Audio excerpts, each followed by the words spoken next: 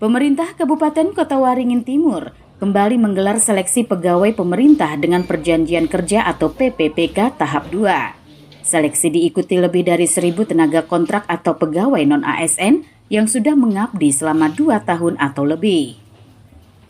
Seleksi ini memperebutkan 195 formasi jabatan yang merupakan sisa formasi yang tidak terisi pada seleksi PPPK tahap pertama. Seleksi melalui ujian berbasis komputer ini dilaksanakan selama 5 hari hingga tanggal 7 Mei. Seleksi melalui ujian berbasis komputer ini dilaksanakan selama 5 hari hingga tanggal 7 Mei. Setiap harinya terdapat 3 sesi ujian dengan jumlah 75 peserta per sesi. Salah satunya adalah Alpian, 55 tahun, tenaga kontrak yang sudah mengabdi 11 tahun sebagai penjaga di SMP Negeri 7 Cempaka. Di usia menjelang masa pengabdian terakhirnya, ia berharap bisa lolos seleksi dan diangkat menjadi PPPK. Sudah tahun 2014 yang berlokasi di SMP 7. Kebetulan saya kan di situ kan basicnya penjaga sekolah. Mungkin kurang lebih kita hitungkan ya 11 tahun kurang lebih. Per bulan 6 nanti. Secara umum kan kita melihat usia. Nah, otomatis secara prioritas kita kan memang ingin diangkat. Soalnya kita sudah lama mengabdi itu Mas. Ya itu harapan yang utama kan. Kalau usia Pak, kalau boleh tahu berapa sekarang? Kalau saya lahirnya kan 1970-an sampai sekarang kan Mei ini kurang lebih 55 tahun. 55 iya. tahun.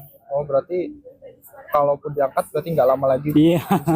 Ya bisa disyukuri aja kalau diangkat ya, mudah-mudahan aja. Nah, Pak, kalau untuk tes hari ini ada persiapan lah Bapak sendiri Pak? Alhamdulillah kita sambil baca-baca. Pertama kan, yang kedua kita yang namanya kita pernah jadi seorang yang dididik kan, artinya kita pernah di sekolahan kan, kita ada wawasan. Seleksi PPPK tahap 2 menjadi harapan terakhir bagi pegawai non-ASN bisa berubah status menjadi ASN. Sesuai ketentuan pemerintah, status pegawai non-ASN akan dihapus pada pertengahan tahun ini. Bagi peserta yang tidak lolos dalam seleksi PPPK tahap 2, masih berpeluang untuk diusulkan menjadi PPPK paruh waktu. Regulasi yang ditetapkan dari Kemenpan bahwa peserta tes P3K ini yang berasal dari teman-teman non-ASN dalam rangka penataan tadi menjadi ASN kan dibatasi tahun ini harus selesai. Yang belum mendapatkan formasi atau dinyatakan tidak lulus di seleksi ini tetapi mengikuti seluruh rangkaian tes P3K, sudah mengikuti tes CAT ini, maka dapat diusulkan untuk menjadi P3K paruh waktu. Penyelesaian sudah ini yang terakhir, sehingga non ASN kita yang tidak mengikuti tes ini maka tidak dapat lagi dilanjutkan kontraknya, sehingga nanti ke depan tidak akan ada lagi nanti non ASN.